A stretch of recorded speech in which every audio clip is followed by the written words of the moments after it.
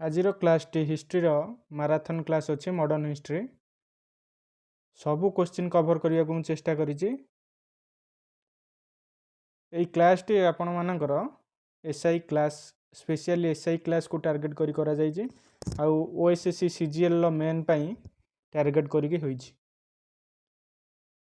तो first question है the first European to come India where India को first जो यूरोपियन माने आस्तिले तांको मानक मध्यरु किए प्रथमे आस्तिले किए आस्तिले पिला माने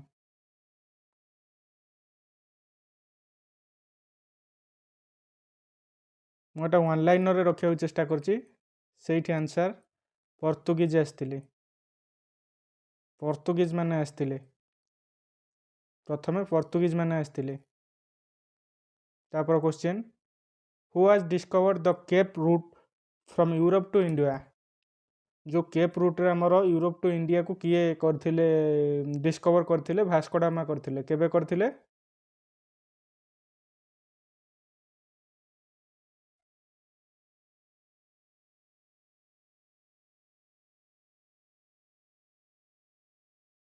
भास्को डामा करथिले केबे करथिले पिया माने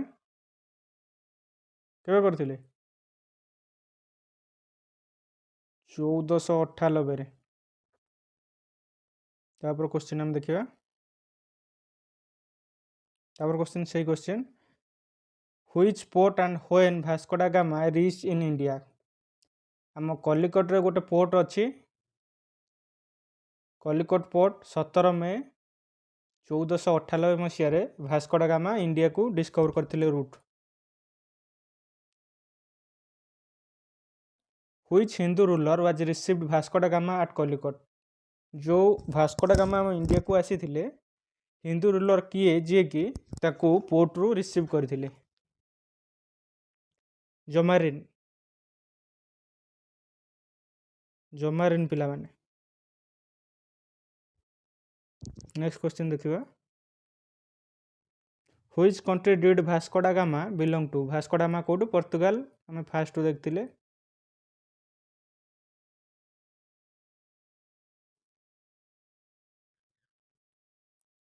Portuguese establish their trading station at Portuguese माने कोउठी तांकर ट्रेडिंग स्टेशन गुरा एस्टाब्लिश करथिले प्रथम कलिकोट कोचिन आ कैनोर तीनिटा जांको जगार से करथिले कलिकोट Cochin कैनोर।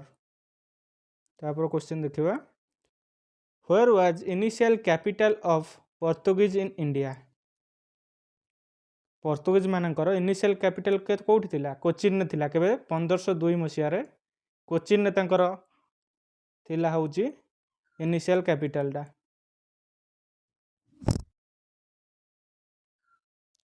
Who was the fast governor of Portuguese in India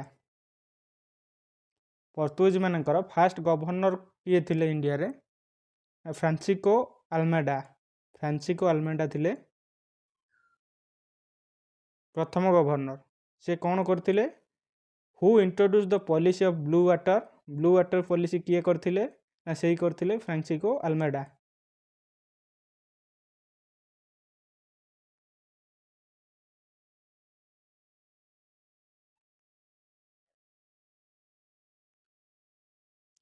when Francisco Almeida was killed जेतोले फ्रांसिको अल्मेडा मरी गले किल्ड तांको हत्या करा गला 1509 रे who was appointed the next governor तापर गवर्नर किए नेक्स्ट गवर्नर किए हेले अल्बुक्वेर्क्यू। नेक्स्ट देखिबा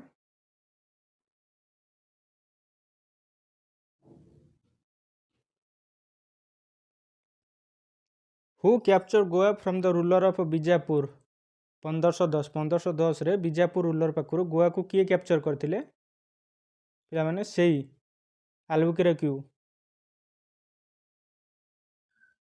who introduce the policy of imperialism सेही पिला माने अल्फेनो डी अल्बुक्वेर्क्यू।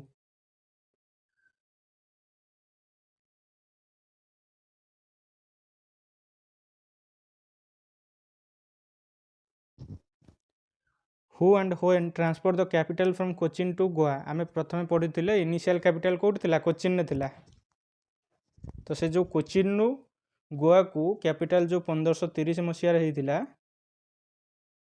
1530 रे जो कैपिटल होता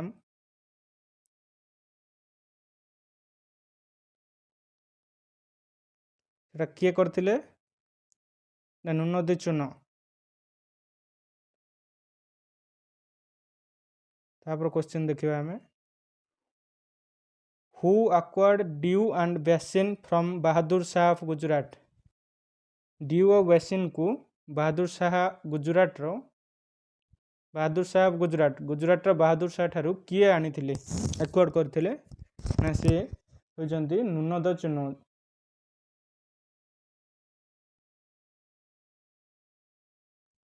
नुनद चुन नेक्स्ट देखिबा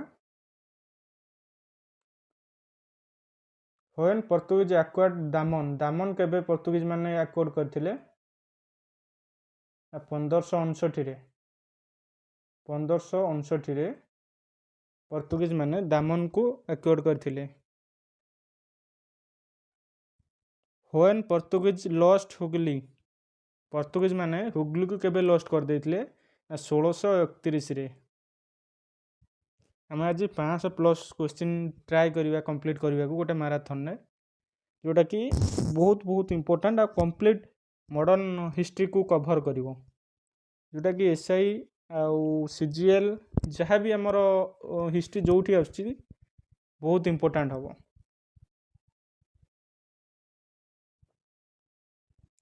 who is the first Portuguese factory was establish Portuguese where the first Portuguese factory was establish Portuguese first फैक्ट्रीटा कौटी आम एस्टाब्लिश होता ना कलिकट रे कौटी होता रे कलिकट रे होता which famous Jesuit saint arrive in India with Martin Alfonso de Sousa जो फेमस जीसस सेंट आसी से किए फ्रांसिस्को जावियर नेक्स्ट क्वेश्चन देखिबा हमें where the Dutch East India company factory was establish in India मोर जो Dutch East India company Dutch आसते Portuguese पर से जो डच आसी तांकर सब कोठी कोठी थिला होजी कंपनी तांकर बहुत सारा कंपनी थिला गोटे थिला मछलीपट्टनम 1905 रे करथिले सेठी मछलीपट्टनम पुलिकेट रे गोटे थिला 1610 मसीह सेटा करथिले सूरत रे गोटे थिला 1616 रे करथिले भीमपट्टनम गोटे थिला 1641 रे करथिले कराईकाल रे गोटे करथिले 1645 चिनसुरा रे गोटे थिला कासिम बाजार थिला पाटना थिला आम ओडिशा रे कोठी थिला बालेश्वर रे थिला नागपट्टनम एंड कोचिन ए सब तांकर ईस्ट इंडिया कंपनी थिला डच ईस्ट इंडिया कंपनी तापर देखिबा where was the main centre of Dutch in India Dutch मानकर मेन सेंटर कोड थिला ना पुलिकेट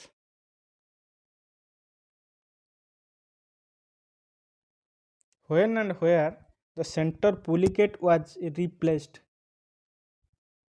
कोठी आ केबे पुलिकेट रिप्लेस होइतिला जो सेंटर डच मानकर ना नागपट्टनम 1690 रे नागपट्टनम हो जाइला तांकर main city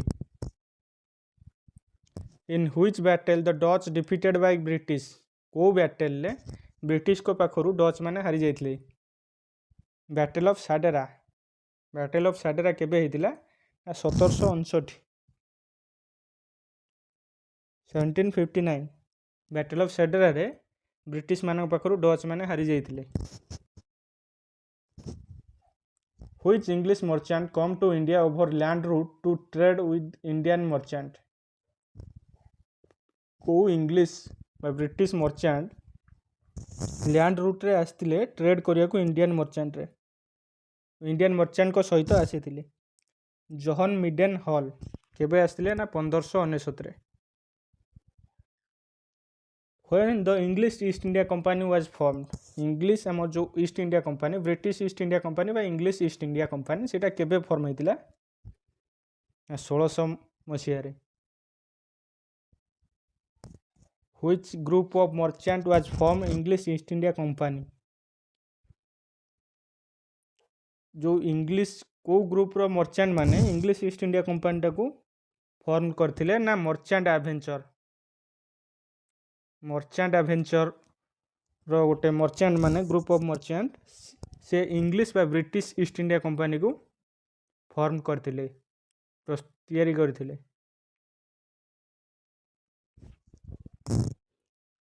in 1609 AD who come in the court of Jahangir as British ambassador British ambassador भाव में जहांगीर कोर्ट को 1609 मसीह किए आसते ना William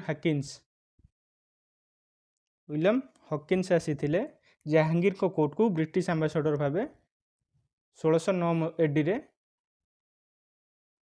at which place did Jahangir granted permission to William Hawkins to establish a factory Jahangir जो Mughal ruler थे जहांगीर से William Hawkins को कौ एरिया रे एस्टाब्लिश माने फैक्ट्री सेटलमेंट पाई परमिशन देथिले ना सूरत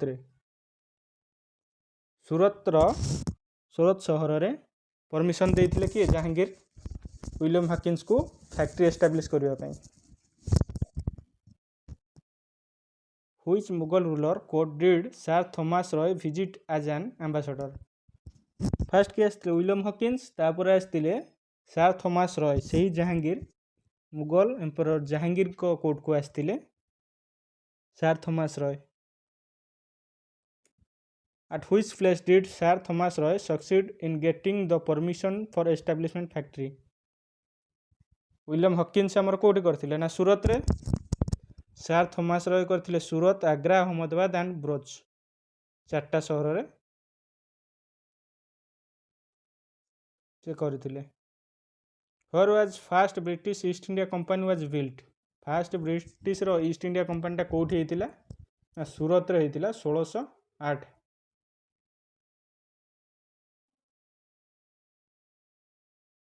तापर क्वेश्चन देखिबा when British East India Company headquarter was replaced from Surat to Bombay first कोठी सूरत रे हेतिला 1608 रे तापर सूरत टू बॉम्बे को मसीह रे जाइतिला ना 1687 1687 ईयर रे सूरत रु बॉम्बे को ता हेडक्वार्टरटा रिप्लेस हेतिला मान ट्रांसफर हेतिला राजा Chandragiri give permission to build a fortified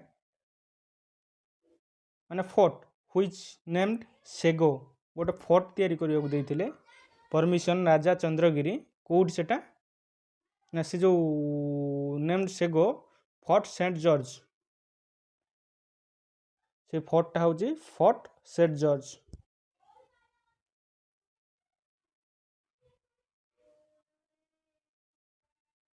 तापर क्वेश्चन देखिबा in 1690 Job Charnock establish a factory at Sutanati and zamindari of 3 village where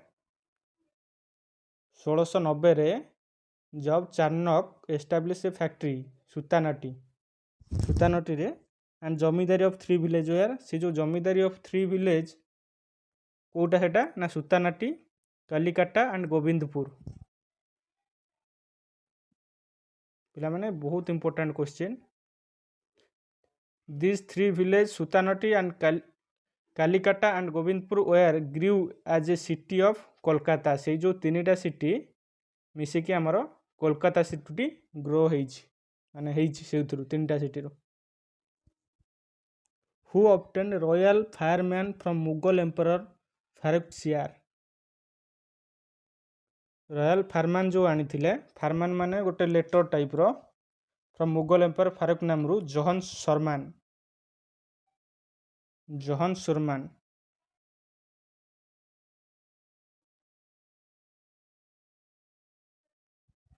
What was the other name of this fireman in British rule in India as it give large concession to the company से जो फार्मान टा को British rule ले माने ये हिसाब रे कौन को जाए ना मैग्ना काटा को जाए से जो फार्मान टा when the Danes arrive in India Danes माने केबे इंडिया को आस्तिले ना 1616 रे ଡେନ୍ସ ମାନେ ଇଣ୍ଡିଆକୁ କେବେ ଆସିଥିଲେ ନା 1616 ମସିହାରେ। ଜଷ୍ଟ ମିନିଟ୍ ଟିକେ ପାଣି।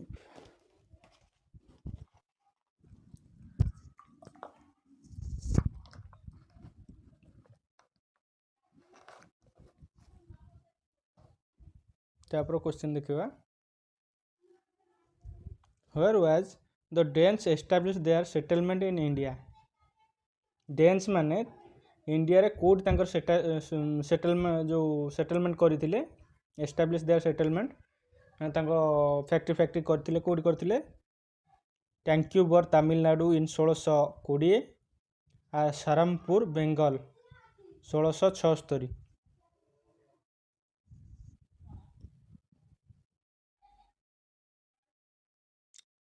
ତାପରେ ଦେଖିବା question.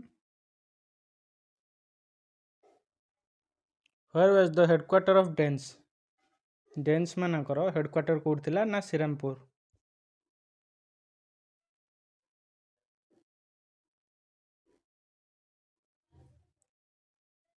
When Danes forced to sell their settlement to British, ଯେଉଁ ବ୍ରିଟିଶ ମାନଙ୍କ ସହିତ ତାଙ୍କର ହେଇଥିଲା ଗୋଟେ ଫାଇଟ୍ ହେଇଥିଲା 1854ରେ, ସେଇଠି ତାଙ୍କୁ ବ୍ରିଟିଶର ମାନେ ଫୋର୍ସ କରିଥିଲେ ତାଙ୍କ ସେ ଯେଉଁ ଫ୍ୟାକ୍ଟ୍ରିକୁ ତାଙ୍କୁ ସେଲ୍ କରିକି ପଳେଇବା ପାଇଁ।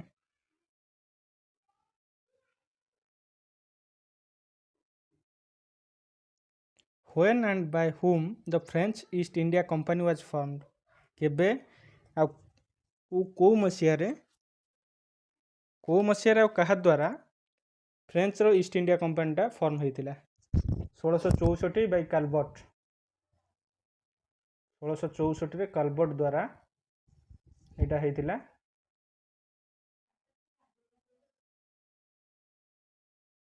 ତାପରେ question, in which region the French East India Company was formed? ମାନେ କାହା ଟାଇମ୍ରେ ଫ୍ରେଞ୍ଚ ଇଷ୍ଟ ଇଣ୍ଡିଆ କମ୍ପାନୀ ହେଇଥିଲା ନା ଲୁଇସ୍ XIV ତାଙ୍କ ଟାଇମ୍ରେ ଫ୍ରେଞ୍ଚ ଇଷ୍ଟ ଇଣ୍ଡିଆ କମ୍ପାନୀଟା ଫର୍ମ ହେଇଥିଲା। When first French factory was established? First French ଫ୍ୟାକ୍ଟ୍ରିଟା କେଉଁ ମସିହାରେ ଆମର ଏଷ୍ଟାବ୍ଲିଶ ହେଇଥିଲା ନା 1668 ମସିହାରେ ହେଇଥିଲା। The first French factory was establish by, ଯେଉଁ ଆମର ଫାଷ୍ଟ ଫ୍ରେଞ୍ଚ ଯେଉଁ ଫ୍ୟାକ୍ଟ୍ରିଟା ହେଇଥିଲା ସେଇଟା କାହା ଦ୍ୱାରା ଏଷ୍ଟାବ୍ଲିଶ ହେଇଥିଲା? Francisco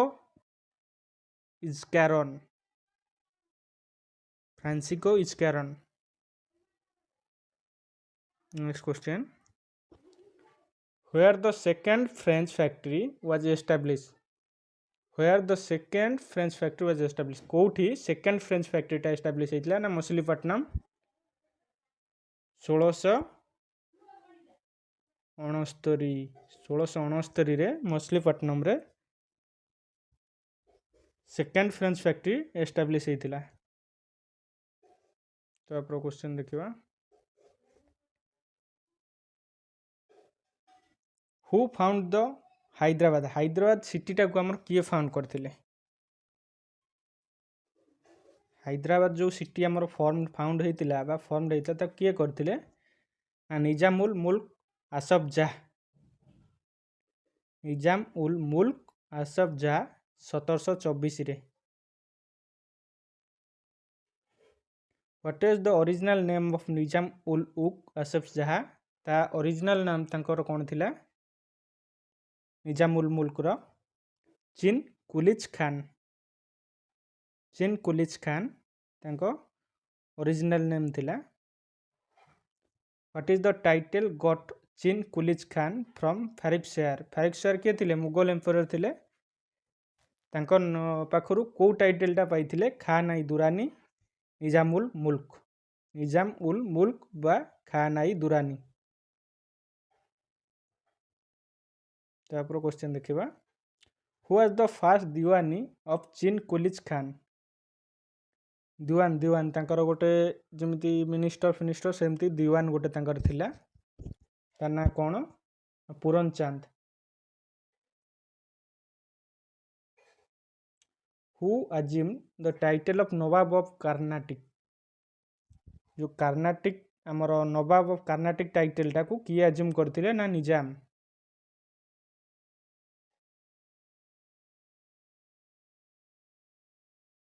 who asserted the independence of Bengal during the region of Mughal of I. मुर्शिद कुली खान यार आंसर हम मुर्शिद कुली खान where मुर्शिद Quli Khan established his capital मुर्शिद कुली खान कैपिटल कोठी करथिले मुर्शिदाबाद जो गोटे सिटी करथिले मुर्शिदाबाद ता साइट रे ता कैपिटल करथिले ताको मुर्शिदाबाद when did मुर्शिद कुली खान die मुर्शिद कुली खान केबे मरिथिले ना 1727 रे 1727 रे मुर्शिद Quli Khan मरिथिले who became the ruler of Bengal 1756 AD after the death of Alivardi Khan Alivardi Khan जो मरिथिले 1756 AD रे तापर किए तार होइथिले बेंगल रूलर सिराज उद्दौला होइथिले बेंगल लो new ruler black hole episode was the main cause of जो ब्लैक होल ट्रेजेडी गोटे होइथिला हमर बैटल ऑफ पलासी टाइम रे जोटा किए थिले रेड क्लाइव करथिले सिराजउद्दौला को फसेबा पई सेटा को टाइम रे होइथिला main cause of battle of Plassey when and between whom the battle of Palace was fought battle of Plassey क्या क्या भीतर होइथिला ब्रिटिश आउ बेंगल जो रूलर थिले सिराज उद्दौला तांको भीतर होइथिला 1757 रे 1757 रे होइथिला तापर question who lead the English force in the battle of Plassey कहिथिली टिके पूर्वरु रॉबर्ट क्लाइव जे थिले से ब्रिटिश रो मान जनरल थिले से सेतबेले ब्रिटिश फोर्स को कंट्रोल करूथिले who was the chief of the army Sirajuddaula in the battle of Plassey जो बैटल ऑफ पलासी रो सिराजउद्दौला रो जो चीफ थिले आर्मी चीफ मीर जाफर से तांको धोखा देइथिले बैटल ऑफ पलासी रे से तांको धोखा देइथिले जो धोखा देइथिले तेणु बैटल ऑफ पलासी रे सिराजउद्दौला हारी जाइथिले ब्रिटिश माने मीर जाफर को न्यू रूलर करथिले बैटल ऑफ पलासी रे who became the ruler of Bengal in 1757 AD after the end of battle of Plassey परे मीर जाफर को ब्रिटिशर माने करथिले कोन ना न्यू रूलर ऑफ बेंगल ताको काठ पुतुली भलिया नुचाउथिले जहा कहूथिले से साइन करिया को बाध्य थिला by whom did the English replace Mir Jafar इन 1760 जेतोले मीर जाफर कहली काठ पुतुली भलिया ताको नचाउथिले गोटे पपेट कंढेई भलिया ताको यूज करूथिले जेतोले से कथा न मानला ब्रिटिश मानकर तांको रिप्लेस करा जायतिला मीर जाफर को रिप्लेस करा जायतिला तांकर सन in law संगरे sun in law के थिले मीर कासिम थिले मीर जाफरकर सन इन लॉ तांको रिप्लेस करा जायतिला बेंगल रो रूलर भाबरे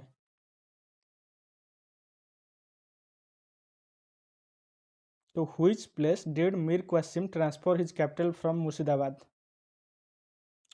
मुर्शिदाबाद रु तांको कैपिटल को कोठी की ट्रांसफर करथिले मनग्यार को ट्रांसफर करथिले who establish the gun factory at Monghyr रे किए करथिले ना मीर कासिम गन फैक्ट्री गोटे प्रोड्यूस एस्टैब्लिश करथिले बा तयारी करथिले कोठी ना मनगर रे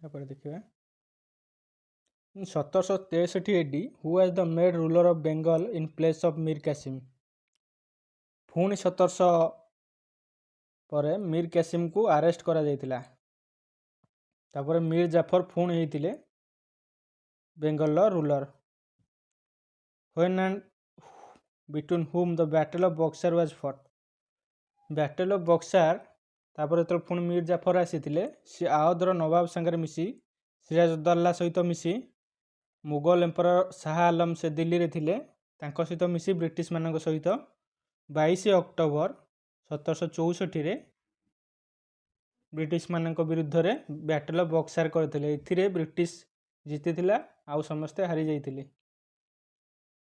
ତ first Carnatic war took place between France ଆଉ ବ୍ରିଟିଶମାନଙ୍କର ଯେଉଁ ୱାର୍ ଗୁଡ଼ା ହୁଏ ତାକୁ କାର୍ନାଟିକ୍ ୱାର୍ କୁହାଯାଏ। ସେଇ କାର୍ନାଟିକ୍ ୱାର୍ଟା କେତେବେଳେ ହେଇଥିଲା? ଫାଷ୍ଟ କାର୍ନାଟିକ୍ ୱାର୍ 1746ରୁ 48 କାହା କାହା ମଧ୍ୟରେ ହେଇଥିଲା? ନା ଫ୍ରାନ୍ସ ଆଉ ବ୍ରିଟିଶ ବା ଇଂଲଣ୍ଡ ମାନର ମଧ୍ୟରେ ହେଇଥିଲା। ସେପରି ସେକେଣ୍ଡ କାର୍ନାଟିକ୍ ୱାର୍ଟା କେବେ ହେଇଥିଲା? ନା 1700। ଫାର୍ଷ୍ଟଟା କେତେ ହେଇଥିଲା? 46ରୁ 48, 1746ରୁ 48। ସେକେଣ୍ଡଟା ହେଇଥିଲା 1749ରୁ 1754। ଥାର୍ଡ କାର୍ନାଟିକ୍ ୱାର୍ କେବେ ହେଇଥିଲା? ନା 1758ରୁ 1763।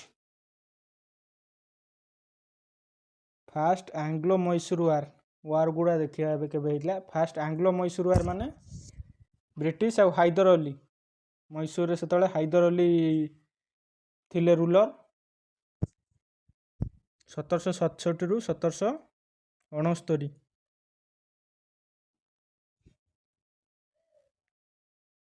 ସେମିତି ସେକେଣ୍ଡ ଆଙ୍ଗ୍ଲୋ ମୈଶୂର ୱାର୍ କେବେ ହେଇଥିଲା? ନା 1780ରୁ 1784। ହାଇଦର ଅଲି, ସେଇ ୱାର୍ରେ ହାଇଦର ଅଲି 1782 ADରେ ମରି ଯାଇଥିଲେ। When did Haider Ali die? 1782 ମସିହାରେ ସେକେଣ୍ଡ ଆଙ୍ଗ୍ଲୋ ମୈଶୂର ୱାର୍ ଟାଇମ୍ରେ ହାଇଦର ଅଲି ମରି ଯାଇଥିଲେ। ତାପରେ କ୍ୱେଶ୍ଚନ୍ ଦେଖିବା, who was the father of Tipu Sultan? ଆମର ଯେଉଁ ଟିପୁ ସୁଲତାନ ଥିଲେ ତାଙ୍କ ଫାଦର କିଏ? ନା Haidar Ali. When and between whom the treaty of Mangalore was signed? ଯେତେବେଳେ ସେକେଣ୍ଡ ଆଙ୍ଗ୍ଲୋ ମୈଶୂର ୱାର୍ ସରିଥିଲା, ବ୍ରିଟିଶ ଆଉ ଟିପୁ ସୁଲତାନଙ୍କ ମଧ୍ୟରେ 11 ମାର୍ଚ୍ଚ 1784ରେ ଗୋଟେ ଟ୍ରିଟି ହେଇଥିଲା। Treaty of Mangalore. Treaty of Mangalore ହେଇଥିଲା। କାହା କାହା ମଧ୍ୟରେ? ନା ବ୍ରିଟିଶ ଆଉ ଟିପୁ ସୁଲତାନଙ୍କ ମଧ୍ୟରେ, ଯେତେବେଳେ ସେକେଣ୍ଡ ଆଙ୍ଗ୍ଲୋ ମରାଠା ୱାର୍ ସରିଥିଲା। ସେ ଆଙ୍ଗ୍ଲୋ ମୈଶୂର ୱାର୍ ସରିଥିଲା। ତାପରେ ଥାର୍ଡ ଆଙ୍ଗ୍ଲୋ ମୈଶୂର ୱାର୍ କେବେ ହେଇଥିଲା? ନା 1789ରୁ 1792। ଟିପୁ ସୁଲତାନ ଆଉ ଇଷ୍ଟ ଇଣ୍ଡିଆ କମ୍ପାନୀ ବା ବ୍ରିଟିଶ ମାନଙ୍କ ସହିତ।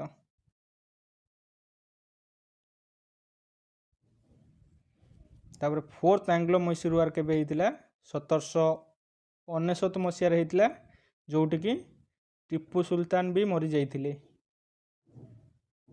ଯେଉଁଥିରେ କି ତଳ କ୍ୱେଶ୍ଚିନ୍ ଅଛି, When did Tipu Sultan die in the fourth Anglo-Mysore war? He died fighting bravely. ସେ ବ୍ରେଭଲି ଫାଇଟିଂ କରୁ କରୁ କେତେ? 1799ରେ ଟିପୁ ସୁଲତାନ ମରି ଯାଇଥିଲେ। Where is ଟିପୁ ସୁଲତାନ ମସଜିଦ୍ ସିଚୁଏଟେଡ୍? ଟିପୁ ସୁଲତାନ ଯେଉଁ ମସଜିଦ୍ ଅଛି ସେଟା କୋଉଠି ସିଚୁଏଟେଡ୍? ନା କୋଲକାତାରେ। The first Anglo-Maratha war took place between first Anglo Maratha ମାନେ ବ୍ରିଟିଶ ଆଉ ମରାଠା ମାନଙ୍କ ୱାର୍ କେବେ ହେଇଥିଲା? ନା 1775ରୁ 1782। ସେକେଣ୍ଡ ଆଙ୍ଗ୍ଲୋ ମରାଠା ୱାର୍ କେବେ ହେଇଥିଲା? ନା 1803ରୁ 1806। ବ୍ରିଟିଶ ଆଉ East India company, British East India company and Maratha ମାନଙ୍କ ଭିତରେ ହେଇଥିଲା ସେକେଣ୍ଡ ଆଙ୍ଗ୍ଲୋ ମରାଠା ୱାର୍ 1803ରୁ 1806। ତ third Anglo Maratha war took place between third Anglo Maratha war କେବେ ହେଇଥିଲା? ନା 1817ରୁ 1819। ଦ first Anglo Sikh war, British ଆଉ ଶିଖ୍ ମାନଙ୍କ ମଧ୍ୟରେ ବି ୱାର୍ ହେଇଥିଲା 1845 1846। First Anglo Sikh war.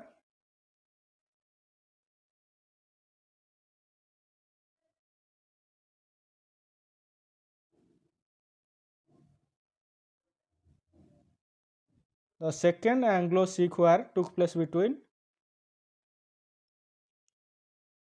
second କେବେ ହେଇଥିଲା? ଫାର୍ଷ୍ଟଟା କେବେ ହେଇଥିଲା? 45 ରୁ 46, ଏଇଟା 1900 ଲେଖା ହେଇଯାଇଛି, ଭୁଲ ଅଛି। 1848 ରୁ 1849, ଏଇଟା 1848 ରୁ 49, 1848 ରୁ 1849। ତାପରେ first Anglo Burmese war took place between, Burmese ମାନେ କୋଉମାନେ ପିଲାମାନେ? କେବେ ହେଇଥିଲା ଫାର୍ଷ୍ଟ ଆଙ୍ଗ୍ଲୋ ବର୍ମିଜ ୱାର୍? 1824 ରୁ 1826। ସେକେଣ୍ଡ ହେଇଥିଲା କେବେ? 1852 ରୁ 1853। ଥାର୍ଡ ହେଇଥିଲା କେବେ? 1885 ରୁ 1886।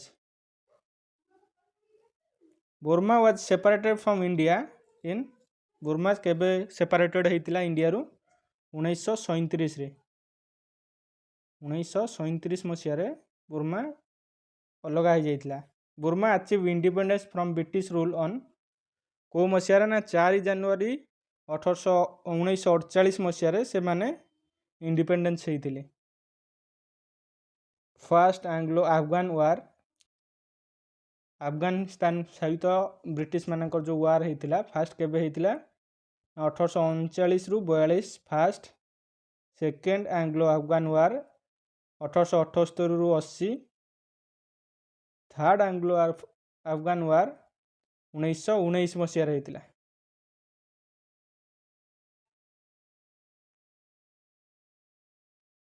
ତାପରେ ଶିଖିଜିମ୍ ବିଷୟରେ କିଛି ଆମେ ପଢ଼ିବା। Religious Sikhism, which religion is the fourth largest religion in India? Fourth largest religion India कौन? ना शिखिजिम। शिख गुरु मानक विषय पढ़िबा।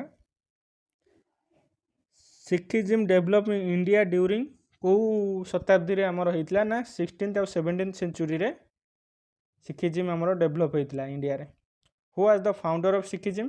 शिखिजिम रो हमर फाउंडर किए थिले? ना गुरु नानक।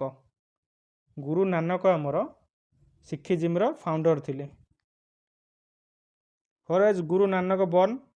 गुरु नानक कोउठी जन्म ग्रहण करथिले? ना तालुआंडी ऑन एप्रिल केबे? एप्रिल 15 1469 तालुआंडी रे गुरु नानक जन्म ग्रहण करथिले। हु एस्टाब्लिश द नानक पंथ? नानक पंथ जो थिला हमरो सेटा किए एस्टाब्लिश करथिले? ना Guru Nanak. Who invented the Gurmukhi script? Gurmukhi script in Punjabi language किए इन्वेंट करथिले गुरुमुखी स्क्रिप्ट टाकू पंजाबी लैंग्वेज रे? गुरु अंगद। गुरु अंगद गुरुमुखी स्क्रिप्ट टाकू पंजाबी लैंग्वेज रे इन्वेंटेड करथिले। Who was visit in Akbar court? को गुरु हमरो अकबर कोर्ट को विजिट करथिले? ना गुरु Amar Das. Who was the fourth and fifth Sikh Guru of Sikhism? Fourth किए थिले? ना रामदास थिले हमर फोर्थ सिख गुरु, अर्जुन देव थिले हमर fifth Sikh Guru. Which Sikh Guru build the city of Amritsar? Ramdas, Guru Ramdas Amritsar city को बिल्ड करथिले। अमृतसर सिटी टाकू किए देइथिले? थिबो नेक्स्ट तळे थिबो। What is the holy book of Sikh? Holy book जेमिति हमर हिंदुजिम मानकर गीता सेमती holy book of Sikhism Sikh रो कोन? ना आदि ग्रंथ बा Guru Granth Sahib.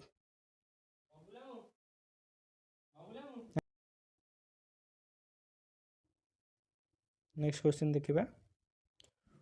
Which Sikh guru compiled the holy book of Sikh?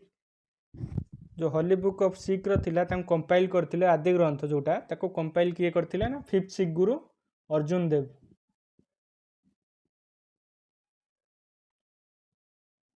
Which Sikh Guru build the golden temple at Amritsar? Fifth Sikh गुरु जे थिले हमर अर्जुन देव से गोल्डन टेम्पल करथिले अमृतसर शहर रे।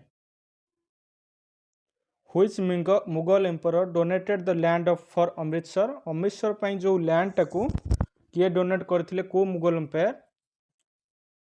एम्परर अकबर करथिले अकबर डोनेट करथिले अमृतसर सिटी ପାଇଁ land Which Sikh guru was killed by Jahangir Jahangir को सिख गुरु को किल करथिले हत्या करथिले ना अर्जुन देव को फिफ्थ सिख गुरु अर्जुन देव को हत्या करथिले गुरु Which Sikh guru built the Akai Akat at Golden Temple Akal Takht sorry Which Sikh guru built the Akal Takht at Golden Temple ले अकाल तख्त को किए निर्माण करथिले गुरु हरगोविंद राय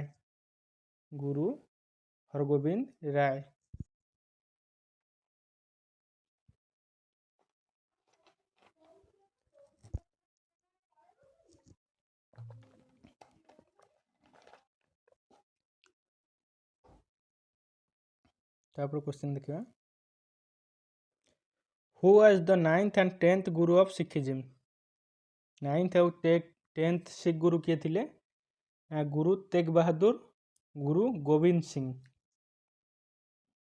और गुरु गोविंद सिंह थिले 9th और 10th Which Sikh guru was killed by Aurangzeb हमर जहांगीर क्या को मारथिले ना अर्जुन देव को सेमती मुगल एम्परर औरंगजेब क्या को हत्या करथिले गुरु तेग बहादुर को जे कि हमर 10th नंबर गुरु थिले सॉरी 9th नंबर गुरु थिले सिखिज्म रो तांको के हत्या करथिले ना Aurangzeb Which Sikh guru assumed the title of सच्चा बादशाह गुरु हरगोविंद सिंह हमर टाइटल पाइथिले सच्चा बादशाह Which Sikh guru founded the Khalsa पंथ रो जो टाको को सिख गुरु हमर फाउंड करथिले ना गुरु Govind Singh Who was the last human Sikh guru of Sikhism गुरु गोविंद सिंह होचंती हमर Sikhism row last human Sikh Guru Who was the first Sikh guru of Punjab first Sikh ruler sorry Who was the first Sikh ruler of Punjab Sikh ruler किए थिले पंजाब रो first Maharaja Ranjit Singh Sikhism हमर एटी सरी गला आ गोटे क्वेश्चन अछि the capital of Maharaja Ranjit Singh was Lahore Maharaja Ranjit Singh रो कैपिटल कोड थिला लाहौर रे हमर एठू तापर पळे आसिला रिवोल्ट ऑफ 1857 1757 जो सिपाही विद्रोह हेतिला सेटा एठी पळे आसिला देखिबा नेक्स्ट टाइम गोटे minute just a minute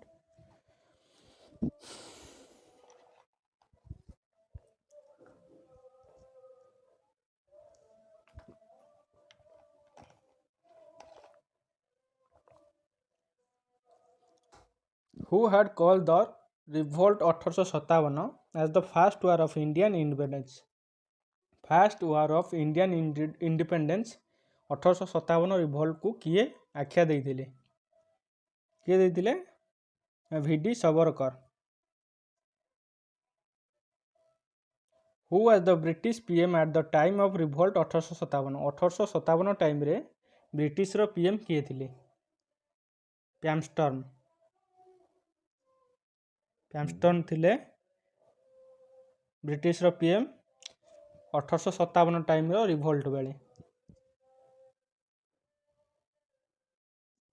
What is the ratio of Indian soldier and European in the army at the time of 1857 revolt 1857 revolt time रे इंडियन आर्मी और यूरोपियन आर्मी रो रेशियो केते थिला ना 6:1 थिला Indian army 6 जन थिबा जगह रे यूरोपियन आर्मी जने थिले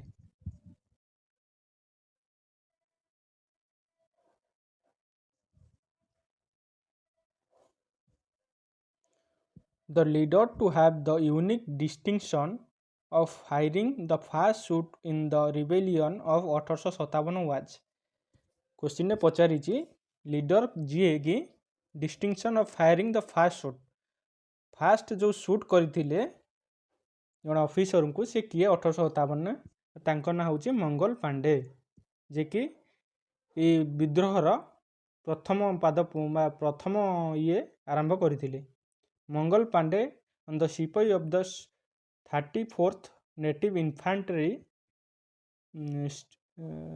station at Barrackpore killed lieutenant on से जड़े लेफ्टिनेंट को किल कर देते किए मंगल पांडे जी कि 34th नेटिव इन्फांट्री स्टेशन जड़े सिपाही थे एवं हत्या करते ना 29 मार्च 1857 29 मार्च 1857 से गोटे लेफ्टिनेंट को ब्रिटिश जड़े लेफ्टिनेंट को हत्या करते Mangal Pandey was executed on से जो हत्या कर देते मार्च 29 रे तार 9 दिन पर 10 दिन पर 8 एप्रिल 1857 रे तांको फांसी दिया जाइतिला मंगल पांडे को फांसी दिया जाइतिला द सिपाही revolt openly on 10th may 1857 act एटा तो सी प्रथमे करथिले कि मंगल पांडे तापरे इंडिया वाइड प्रथमे स्टार्ट हैला ओपनली स्टार्ट हैला 10th मे 1857 ना कोठो ना मेरुत स्टार्ट हैला मेरुत बोली गोटे जगह अच्छे आमर से स्टार्ट हैला who was declared as the emperor of Indian by the sipahi during the revolt of 1857 जेतबले आमर 1857 हैला सेतबले दिल्ली रे आमर किए थिले बहादुर शाह जाफर थिले रूलर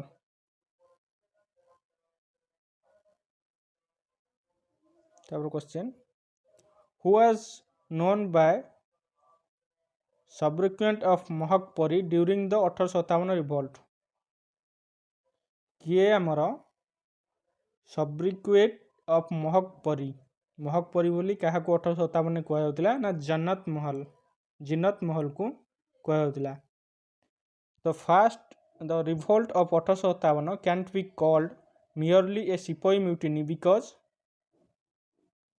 1857 को आमे मियरली सिपाही म्यूटिनी कहबानी कारण it was the result of socio economic cause not confined to the sipahi एटा गोटे सोशियो रिलीजियस मैटर कज को भी नहीं होता जोटा कि आमर सिपाही मान को नहीं होता माने टोटाली सिपाही मान होता बोली एटा को आम गोटे प्योरली सिपाही म्यूटिनी कहीपर ना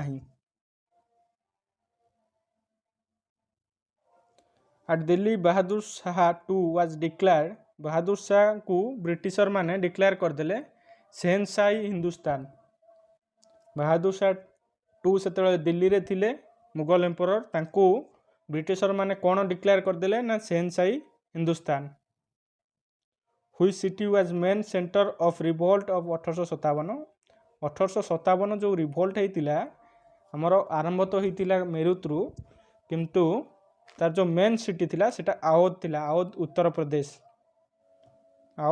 प्रदेश हु लीड द रिवोल्ट 1857 इन दिल्ली विभिन्न जगार आमर प्लेसेस सेतबेले तो एते कम्युनिकेशन नथिला कि ये नथिला इंडिविजुअल जगार प्रतिटी प्लेस जमी दिल्ली हो कानपुर हो झांसी हो एमती सब विभिन्न जगार आमर विभिन्न रिवोल्टर सब माने लीड करुले जो माने तांको ना एट कहई who lead revolt 1857 at Delhi Delhi रे किए ना बहादुर शाह टू जनरल भकत खान तांको जनरल थिले बहादुर शाह टू जनरल थिले भकत खान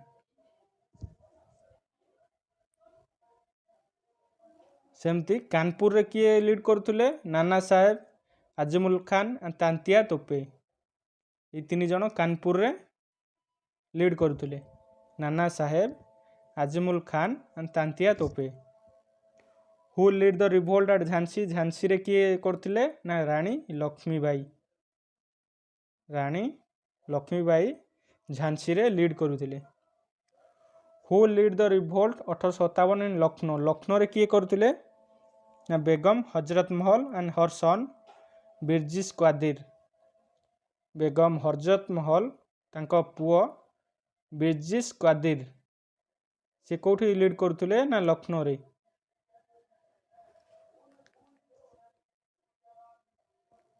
नेक्स्ट क्वेश्चन देखिबा हु लीड द रिवोल्ट 1857 इन फैजाबाद फैजाबाद रे किए हमर लीड करुथिले ना मौलवी अहमदुल्ला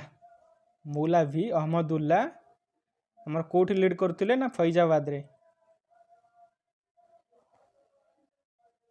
मौलवी Ahmadullah who lead the revolt 1857 इन बैरेली रे किए करुथिले ना खान बहादुर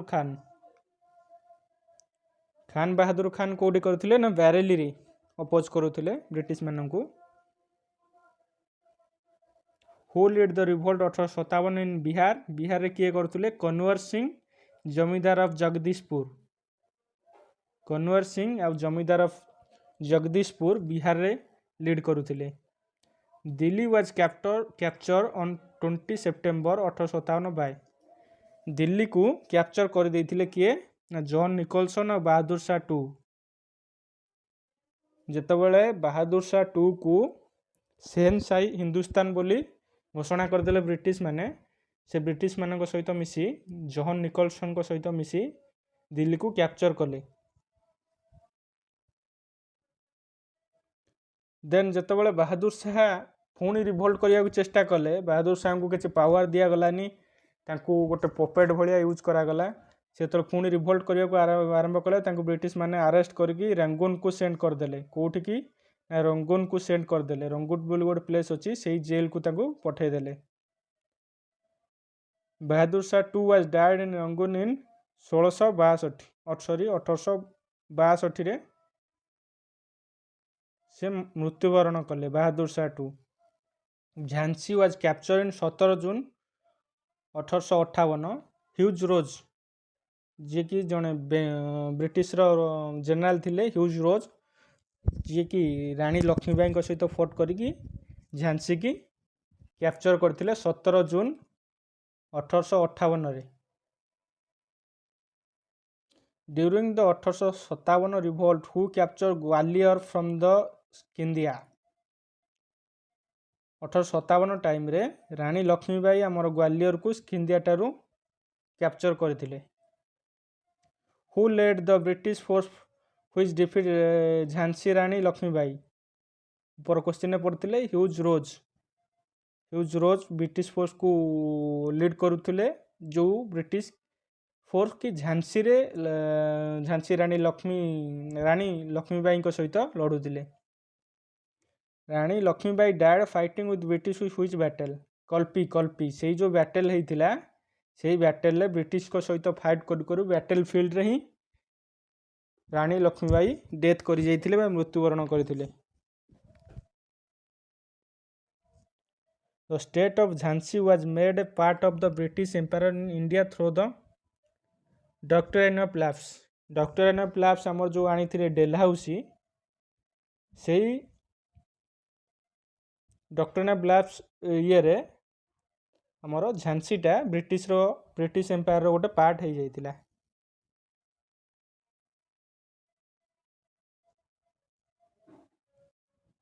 Banaras and Allahabad were recaptured by Neill जन ब्रिटिशर थिले तांको द्वारा बनारस और इलाहाबाद को कैप्चर करा जाइतिला Kanpur was recapture on 6 December 1857 by कानपुरटा हेतिला कैप्चर किए करथिले ना कॉलिन कैम्बेल जेमिति हमर इंडियन माने लीड करथुले विभिन्न स्थान रु सेमति ब्रिटिशर माने भी ताकू डिफिट करबा पई बा तांको विरुद्ध रे विभिन्न स्थान रे विभिन्न लोक माने विभिन्न जनरल तांकर जो थिले सब से माने लड़ुथिले से माने रिकैप्चर कले कानपुर किए कले कॉलिन कैम्बेल लखनऊ को सेमति करथिले कॉलिन कैम्बेल आ हैवलॉक एंड ओट्राम तीन जन मिसिकी लखनऊ को कैप्चर करथिले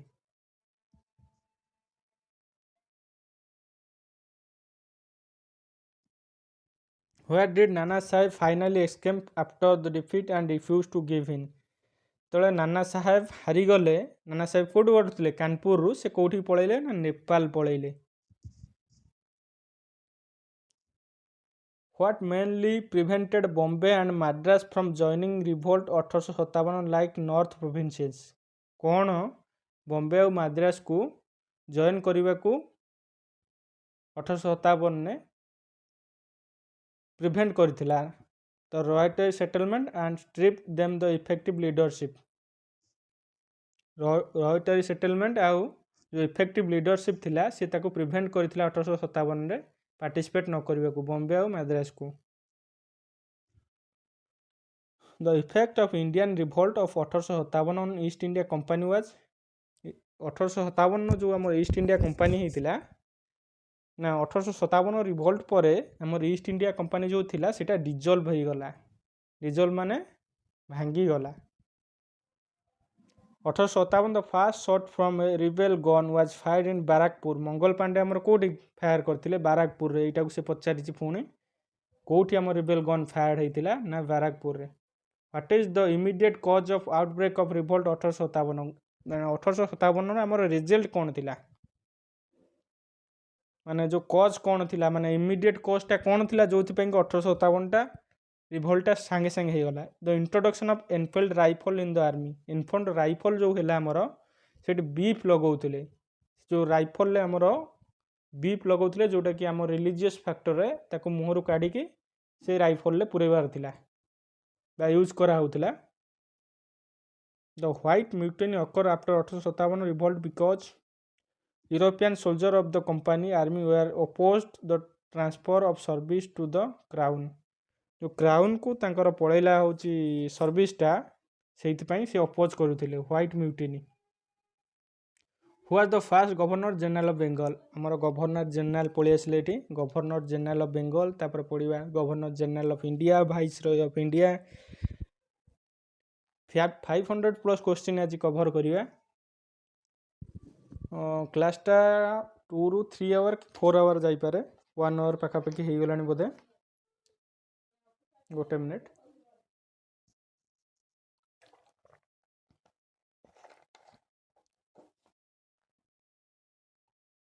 ହୁ was the first governor general of Bengal? ଏଗୁଡ଼ା ବହୁତ ଇମ୍ପୋର୍ଟାଣ୍ଟ। ଆମେ ଆସ୍ତେ ଆସ୍ତେ ଦେଖିବା ଏଇଟାକୁ। First governor general of Bengal କିଏ ଥିଲେ ନା ୱାରେନ୍ ହାଷ୍ଟିଙ୍ଗ ଥିଲେ। ୱାରେନ୍ ହାଷ୍ଟିଙ୍ଗ କେଉଁ ମସିହାରୁ କେଉଁ ମସିହା ଥିଲେ? 1772ରୁ 1786 ମସିହା ପର୍ଯ୍ୟନ୍ତ ଆମର ୱାରେନ୍ ହାଷ୍ଟିଙ୍ଗ ଥିଲେ, ଯିଏକି first governor general of Bengal. Who abolish the dual government system in Bengal? Dual government system ଗୋଟେ ବେଙ୍ଗଲରେ ଥିଲା, ତାକୁ କିଏ ଆବଲିଶ କରିଥିଲେ ନା ୱାରେନ୍ ହାଷ୍ଟିଙ୍ଗ ଆବଲିଶ କରିଥିଲେ।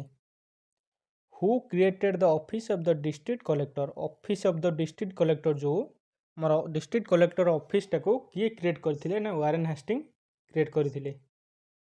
ନେକ୍ସଟ କ୍ୱେଶ୍ଚିନ୍ ଦେଖିବା। Who establish the India first supreme court at Kolkata?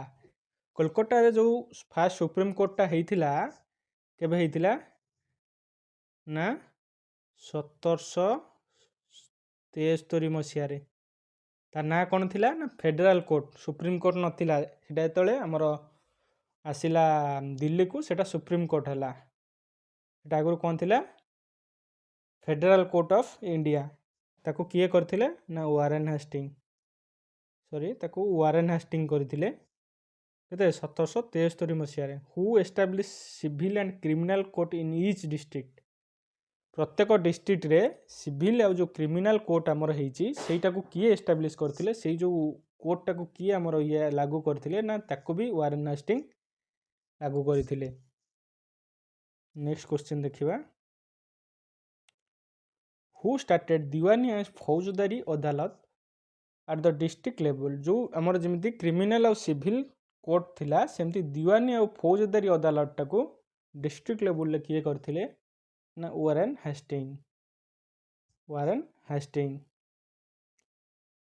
ଆମର ଯେଉଁ ଏସିଆଟିକ୍ ସୋସାଇଟି ଅଫ୍ ବେଙ୍ଗଲ ଥିଲା was establish during the period of, ଆମର ଯେଉଁ ଏସିଆଟିକ୍ ସୋସାଇଟି ଅଫ୍ ବେଙ୍ଗଲ ଗୋଟେ ତିଆରି ହେଇଥିଲା, ଗୋଟେ ସୋସାଇଟି ଗୋଟେ ସଂସ୍ଥା ତିଆରି ହେଇଥିଲା, ସେଟା କାହା ଟାଇମରେ ହେଇଥିଲା ନା ୱାରେନ୍ ହାଷ୍ଟିଙ୍ଗ ଟାଇମରେ ହେଇଥିଲା। ତାକୁ କିଏ ତିଆରି କରିଥିଲେ? By whom the Asiatic society establish in Kolkata ନା sir William Jones. Sir William Jones Asiatic ସୋସାଇଟିକୁ ଫର୍ମ କରିଥିଲେ କାହା ଟାଇମ୍ରେ ନା ସେତେବେଳେ ଗଭର୍ଣ୍ଣର ଜେନେରାଲ ଅଫ୍ ବେଙ୍ଗଲ କିଏ ଥିଲେ ନା ୱାରେନ୍ ହେଷ୍ଟିଙ୍ଗ, ତାଙ୍କ ଟାଇମ୍ରେ ହେଇଥିଲା। Who was the first European to translate the Bhagavad Gita into English. Bhagavad Gita ଯେଉଁ ଆମର ହିନ୍ଦୁମାନଙ୍କର ଗ୍ରନ୍ଥ, ତାକୁ ଇଂଲିଶରେ ଫାଷ୍ଟ କିଏ ୟୁରୋପିଆନ୍ ଟ୍ରାନ୍ସଲେଟ୍ କରିଥିଲେ ଇଂଲିଶ ଲାଙ୍ଗୁଏଜକୁ? ଚାର୍ଲସ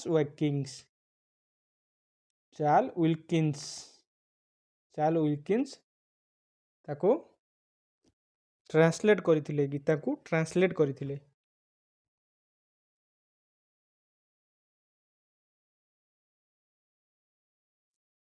ନେକ୍ସଟ କ୍ୱେଶ୍ଚନ୍ ଦେଖିବା।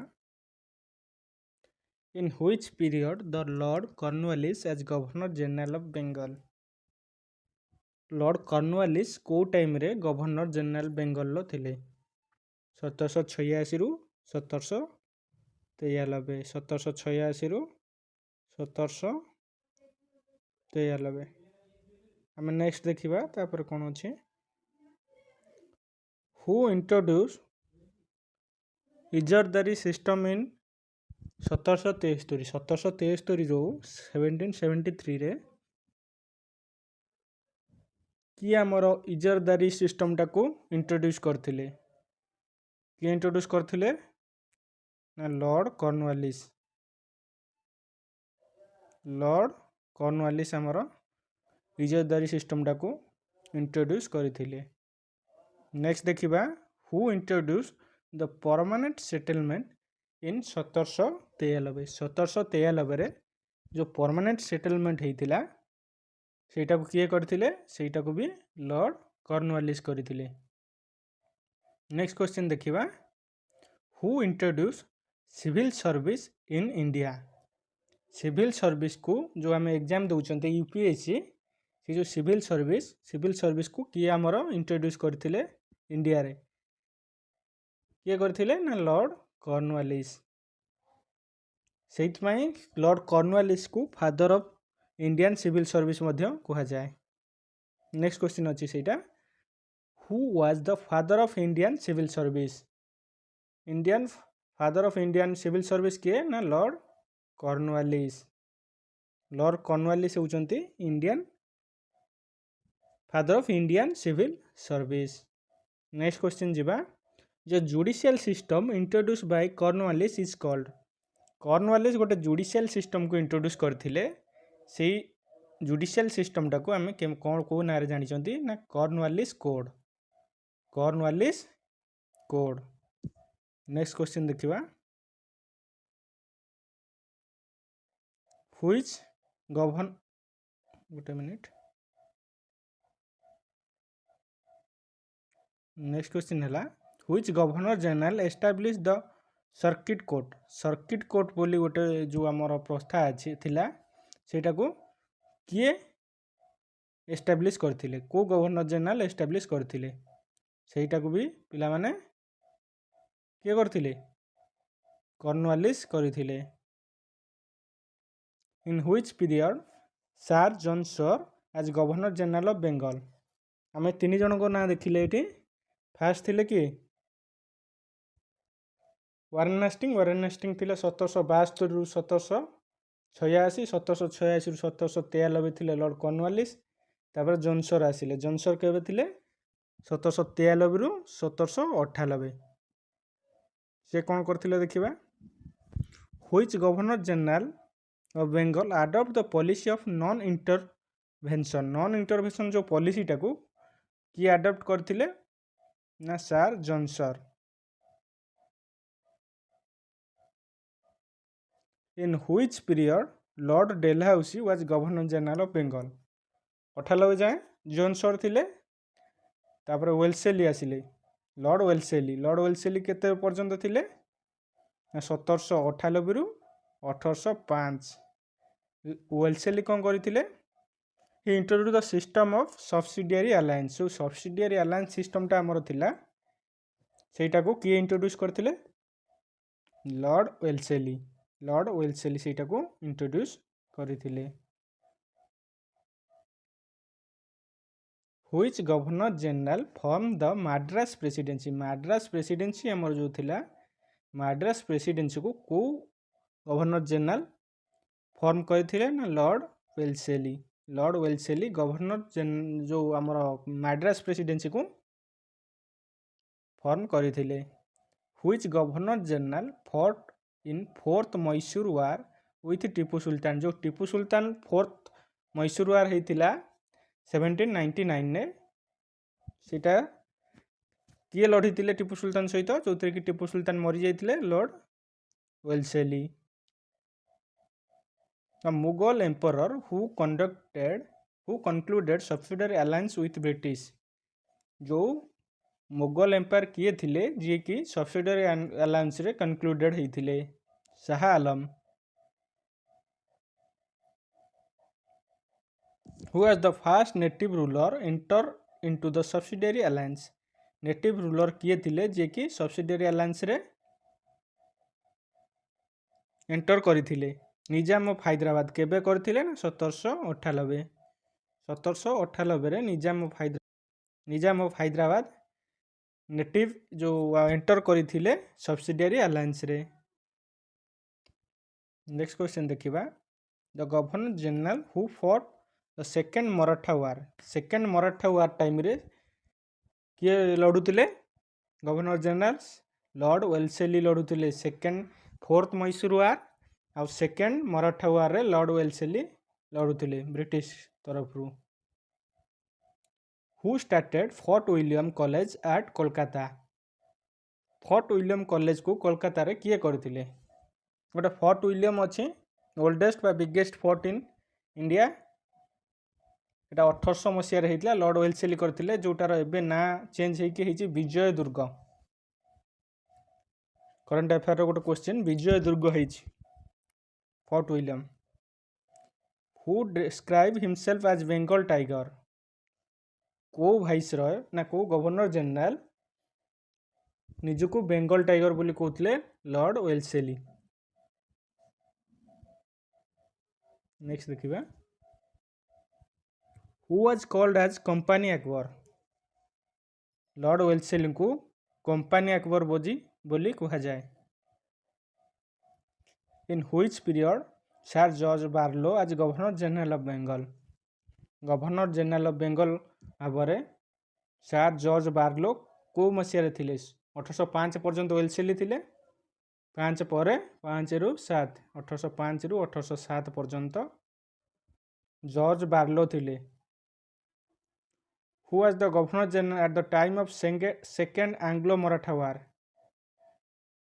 सेतबळे second Anglo Maratha war time रे गवर्नर जनरल के थिले ना सर जॉर्ज बार्लो। नेक्स्ट देखिबा in which period Lord Minto one as governor general of Bengal. Lord Minto one 1807 रु 1813 पर्यंत गवर्नर जनरल ऑफ बेंगल थिले। Who governor general was treaty of Amritsar with Ranjit Singh. राजा रंजीत सिंह जो थिले सिख तांको सहित ट्रीटी ऑफ अमृतसर किए करथिले ना लॉर्ड मिंटो। एटा इंपोर्टेंट 1809 रे। In which period Lord Hardinge as governor general of Bengal. Governor general of Bengal किए थिले लॉर्ड हार्डिंग को टाइम रे थिले ना 1813 रु 1823 1813 रु 1823 पर्यंत Lord Hardinge governor general of Bengal थिले। The governor general who surprise robber called Pindaris. Pindari मानू सरप्राइज करथिले को गवर्नर जनरल ना लॉर्ड हार्डिंग। सेटा गोटे इंपोर्टेंट क्वेश्चन पिला माने एटा गोटे इंपोर्टेंट क्वेश्चन जो गुडा इंपोर्टेंट क्वेश्चन सेटा ठीक मारदेवी। Who was the governor general at the time of Anglo Nepal war. Anglo Nepal war जो होइथिला सेठी गवर्नर जनरल के थिले ना lord Hastings. Who was the governor general at the time of third Anglo Maratha war. Third Anglo Maratha war time रे किए थिले ना लॉर्ड हास्टिंग थिले governor general. Who introduce the ryotwari settlement in Madras presidency by the governor Thomas Munro इन 1820। एटा गोटे पिला माने important question टे। एटा गोटे important question who introduce the ryotwari settlement in Madras presidency. प्रथम तो पढ़िबो जो राउटारी सेटलमेंट होता मद्रास प्रेसिडेंसी रे, जो राउटारी सेटलमेंट होता मद्रास प्रेसिडेंसी रे, राउटारी सेटलमेंट जो होता, राउटारी सेटलमेंट जो होता सेटा किए करथिले ना थॉमस मुनरो केबे ना 1820 रे। एटा गोटे क्वेश्चन 1820 रे सही टाइम रे किए थिले गवर्नर जनरल ना लॉर्ड हास्टिंग। एटा भी गोटे क्वेश्चन, एटी तीनटा इंपोर्टेंट क्वेश्चन मिलला। राउटारी सेटलमेंटटा कोठी होइतला ना मद्रास प्रेसिडेंसी रे, किए करथिले ना गवर्नर थॉमस मुनरो इन 1820, केबे होइतला ना 1820, किए करथिले ना लॉर्ड हास्टिंग्स। नेक्स्ट क्वेश्चन देखिबा, इन व्हिच पीरियड लॉर्ड आमहट आज गवर्नर जनरल बेंगल। एटा एते इंपोर्टेंट नहीं 1823 रु 1828, तथापि मन रख देथियो टाइम पीरियडटा। Who was the first governor general of India, एटा गोटे इंपोर्टेंट क्वेश्चन। प्रथम आम पढ़ले governor general of Bengal Warren Hastings, एटा होची governor general of India lord William Bentinck. एटा गोटे इंपोर्टेंट क्वेश्चन, बहुत एग्जाम रे आछी। Who was the first governor general of India. Next question देखिबा, से को टाइम रे थिले लॉर्ड विलियम बेंटिक जो थिले से को टाइम रे थिले ना 1828 रु 1835। से टाइम रे कोन कोन इंपोर्टेंट हेछि हम देखिया। Who create the province of Agra, Agra रो जो प्रोविंस हेतिला सेटा किए करथिले ना लॉर्ड विलियम बेंटिक करथिले। The governor general who introduce regional language in court, court रे हमर जो रीजनल लैंग्वेज, हमर रीजनल लैंग्वेज कोन ओडिया, से भाया कोर्ट रे जो रीजनल लैंग्वेज सब यूज होइछि सेटा को इंट्रोड्यूस हेतिला कोर्ट रे, सेटा किए करथिले ना Lord William Bentinck. Who abolish the circuit court, circuit court हमर पूर्व देखिथिले सर्किट कोर्ट किए करथिले कॉर्नवालिस करथिले। जो सर्किट कोर्टटा कॉर्नवालिस करथिले सेटा को अबॉलिश किए कले ना लॉर्ड विलियम बेंटिक। नेक्स्ट देखिबा, which governor general abolish Sati in 1829, Lord William Bentinck. तांको किए हेल्प करथिले राजा राममोहन राय, तांको हेल्प करथिले मो इंडिया रो राजा राममोहन राय तांको हेल्प करथिले, अबॉलिश करथिले सती 1800। इंपोर्टेंट, एटा गोटे इंपोर्टेंट बहुत इंपोर्टेंट क्वेश्चन। एटा से ईयर पचारे 1829, ईयर पचारे 1829 किए करथिले ना विलियम बेंटिक। नेक्स्ट क्वेश्चन देखिबा, which governor general was suppress rubber called thugs, जो थग्स हमर पूर्व पढ़ी पिंडारी, पिंडारी किए ना लॉर्ड हास्टिंग्स, लॉर्ड हास्टिंग करथिले पिंडारी को। रबर जो थग्स थिले, रबर माने चोर, जो चोर ठकुथिले चोरी करी नै जाथिले ट्रेन नु, थग्स, थग्स माने जो थिले तांको के विलियम बेंटिक सप्रेस करिथिले। Who separated judicial and police power from the collector, judicial और पुलिस पावर कलेक्टर जो एडमिनिस्ट्रेटिव पावर रु अलग करथिले कि Lord William Bentinck. Who introduce English education in India, एटा गोटे इंपोर्टेंट क्वेश्चन पिला माने, इंग्लिश एजुकेशन इन इंडिया गोटे इंपोर्टेंट क्वेश्चन। एटा किए करथिले introduce the English education in India किए करथिले ना लॉर्ड विलियम बेंटिक। का हेल्प रे करथिले लॉर्ड मैकेले, जे father of Indian English education को आजिवो। Who establish the Indian law commission in 1833, Indian law commission थिला सेटा को किए करथिले ना लॉर्ड विलियम बेंटिक केबे करथिले ना 1833 रे। एटा भी गोटे इंपोर्टेंट क्वेश्चन पिला माने।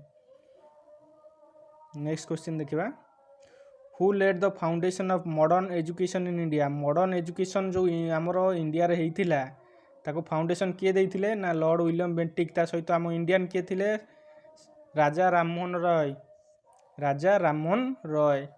Who introduce the permanent and land revenue system, permanent और लैंड रेवेन्यू सिस्टम किए करथिले, एटा को भी लॉर्ड विलियम बेंटिक करथिले। Who was the architect of permanent land revenue system, जो परमानेंट लैंड रेवेन्यू सिस्टम थिला तार आर्किटेक्ट किए सर जॉहम्सर, सर जॉहम्सर। First medical college was opened in, हमर जो मेडिकल कॉलेज फर्स्टा कोठी ओपन होइतला कोलकाता रे, एटा भी से विलियम बेंटिक को टाइम रे होइतला 1835 रे। Who introduce English in colleges, English कहितिला उटे पूर्वरु लॉर्ड मैकेले कॉलेज रे इंग्लिश को इंट्रोड्यूस करथिले तांको father of Indian English education बदली कहा जाए। In which period sir Charles Metcalfe as governor, एटा इंपोर्टेंट नुह एते तथापि मन रख देथियो 35 रु 36 गोटे वर्ष थिले। Who abolish all restriction on vernacular press act called liberator of the press, ए क्वेश्चन टा इंपोर्टेंट।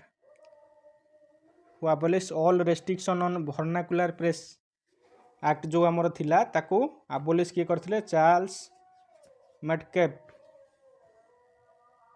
नेक्स्ट क्वेश्चन देखिबा, in which period the Lord Auckland as governor general of India, एटा भी एते इंपोर्टेंट नुह, एमाने एते सप्रेस नथिले तथापि इयरटा मन रख दिथियो 36 रु 42 पर्यंत थिले Auckland. Who as governor general at the time of first Afghan war, Lord Auckland. In which period Lord Ellenborough as governor general, एटा भी एते इंपोर्टेंट नुह तथापि 42 रु 44 मन रखि देथिबे। Next question, who as the governor general at the time of first Afghan war ended, Lord एलेनबर्ग।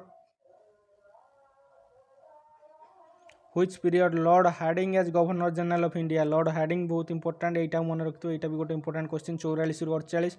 Who as the governor general at the time of first Sikh war, Lord Hardinge, Lord Hardinge.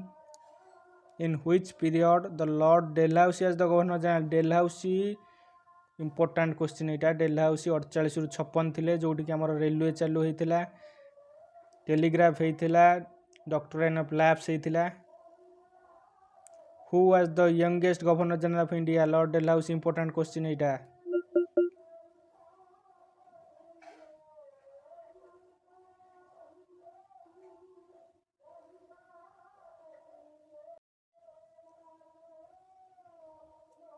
Next देखिबा, who establish engineering college eight Roorkee, Roorkee रे जो engineering कॉलेजटा अच्छी सेटा किए establish करथिले, Lord Dalhousie. Roorkee कोठी हमर Uttarakhand. Next देखिबा, which governor general abolish pension for Nana Sahib and also adopted son of Bajirao two, जो नाना साहेब कर पेंशन थिला and adopted son of Bajirao two थिला, तांको किए अबॉलिश करथिला ना Lord Dalhousie. Who started widow remarriage, widow remarriage को किए स्टार्टेड करथिले ना Lord Dalhousie, Lord Dalhousie widow marriage को करथिले। Who was the last governor general and the first viceroy of India, एटू गवर्नर जनरल ऑफ इंडिया रो process सरला, viceroy of India रो कॉन्सेप्ट स्टार्ट हैला। फर्स्ट वाइसरॉय के थिले ना लॉर्ड कार्निंग थिले, जे कि last governor general of India थिले and first viceroy of India थिले। In which period Lord Canning as the viceroy of India, 1858 रु 1862। Which governor general during the revolt of 1857, एटा गोटे इंपोर्टेंट क्वेश्चन। 1857 टाइम रे governor general किए थिले, Lord Canning. Who introduce income tax in 1858, 1858 रे हमर income tax introduce हेतिला, ताको किए करथिले ना लॉर्ड कैनिंग, लॉर्ड कैनिंग ताको करथिले। The university of Kolkata, Bombay and Madras formed in 1857 during the reign of, 1857 रे जो हमर तीनटा यूनिवर्सिटी हेतिला कोलकाता, बॉम्बे और मद्रास, से तीनटा को वाइसरॉय टाइम रे हेतिला बा को गवर्नर जनरल टाइम रे हेतिला ना Lord Canning. Bombay and Madras were establish in, Bombay और मद्रास टा केबे एस्टाब्लिश हेतिला 1857 रे। The notorious Jallianwala Bagh massacre took place on, जो जालियाना बाग मैसेकर हेतिला सेटा 13 एप्रिल 1919 रे हेतिला, 13 April 1919। Which committee was constituted by British government to took into Jallianwala Bagh incidents, जो जालियानाबाग इंसिडेंट्स हेतिला सेटा को कमिटी ताको इंटरफेयर करथिला, Hunter committee, Hunter committee. In which period of Lord एलिंग one as viceroy of India. Lord एलिंग जो थिला हमर से वाइसरॉय ऑफ इंडिया केबे हेतिले 1862 रु 1863। एटा एते इंपोर्टेंट नुह। In which period Lord Lawrence as viceroy of India. को पीरियड टा इंपोर्टेंट नुह, एटा इंपोर्टेंट। एई क्वेश्चन टा बहुत इंपोर्टेंट हम मानन भाई। लॉर्ड लॉरेंस कर who introduce the Indian forest department. India नो जो फॉरेस्ट डिपार्टमेंट अच्छी सेटा को किए इंट्रोड्यूस करथिले बा किए क्रिएट करथिले, सेटा को क्रिएट किए करथिले Lord Lawrence. In which period Lord Mayo as viceroy of India. Lord Mayo केतळे थिले 69 नु 72, 1869 नु 1872। आमे लॉर्ड मायो कोन करथिले देखिबा। Who was the first viceroy who decentralise the public finance. Decentralise करथिले काको द पब्लिक फाइनेंस को किए करथिले ना लॉर्ड मायो। नेक्स्ट देखिबा who establish agriculture department. Agriculture department आमर किए करथिले आमर फाइनेंस डिपार्टमेंट करथिले लॉर्ड लॉरेंस। एग्रीकल्चर डिपार्टमेंट करथिले 1872 मसिया। एटा गोटे इंपोर्टेंट क्वेश्चन टे पिला माने एटा को इंपोर्टेंट कहि दबो लिखिबो। एग्रीकल्चर डिपार्टमेंट 1872 मसिया रे किए करथिले ना लॉर्ड मायो। लॉर्ड मायो करथिले पिला माने। नेक्स्ट देखिबा फर्स्ट सेंसस जो हेतिला हमर first census in India was conducted at the time of. First census केबे हेतिला हमर पिला माने केबे हेतिला। फर्स्ट सेंसस हमर केबे हेतिला ना 1871 रे हेतिला। 1871 रे हमर फर्स्ट सेंसस हेतिला। सेटा टाइम रे किए थिले वाइसरॉय ना Lord Mayo. Who establish the Rajkot college in Kathiawar and Lord Mayo college at Ajmer. Who establish Rajkot college in Kathiawar and Lord Mayo college at Ajmer के Lord Mayo. How Lord Mayo was killed. Lord Mayo केमिति हत्या कराइता Lord Mayo को।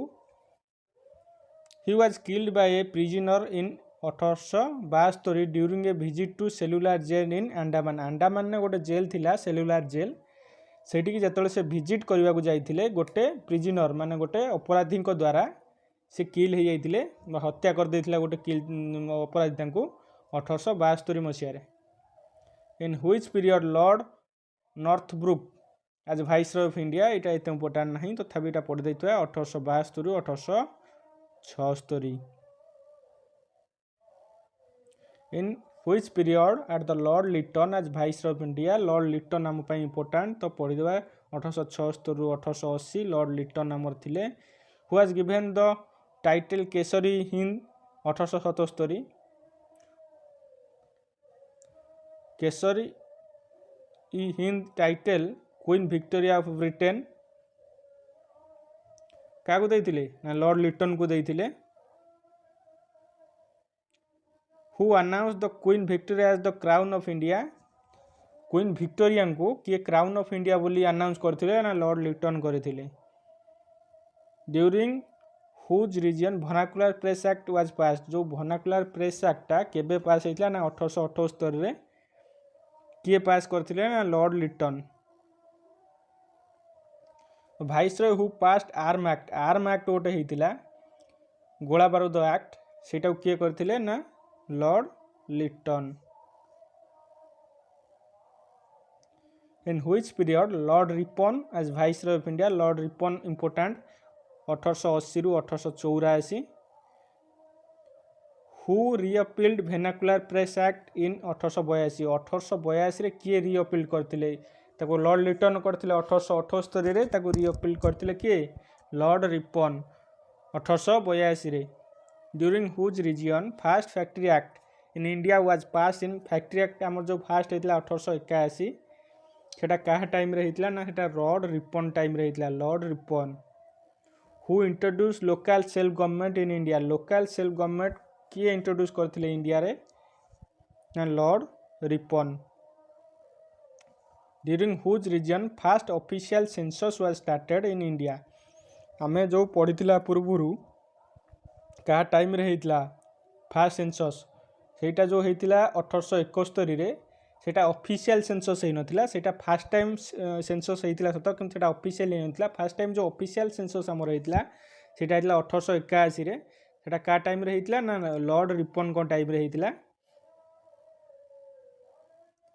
During whose reign Hunter commission for education reforms was constituted गोटे Hunter commission होइतिला मन जालियाना बाग time रे से Hunter commission एटा no एटा गोटे अलग हंटर कमिशन जोटा कि एजुकेशन रिफॉर्म पई हेतिला जोटा कि लॉर्ड रिपन टाइम रे हेतिला Ilbert bill was introduce in 1883 by Ilbert bill गोटे हेतिला जोटा कि 1883 रे इंट्रोड्यूस करा जायतिला सेटा किए करथिले ना Lord Ripon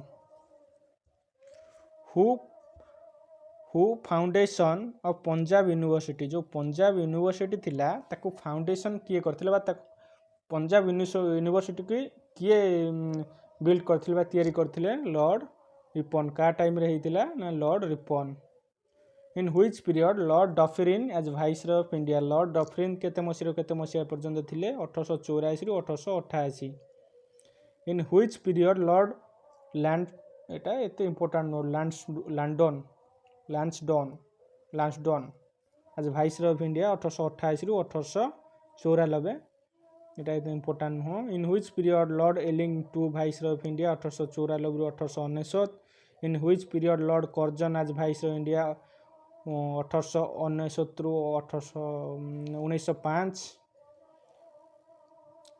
who was the viceroy of India at the time of partition of Bengal partition time रे किए थिले ना लॉर्ड कर्जन थिले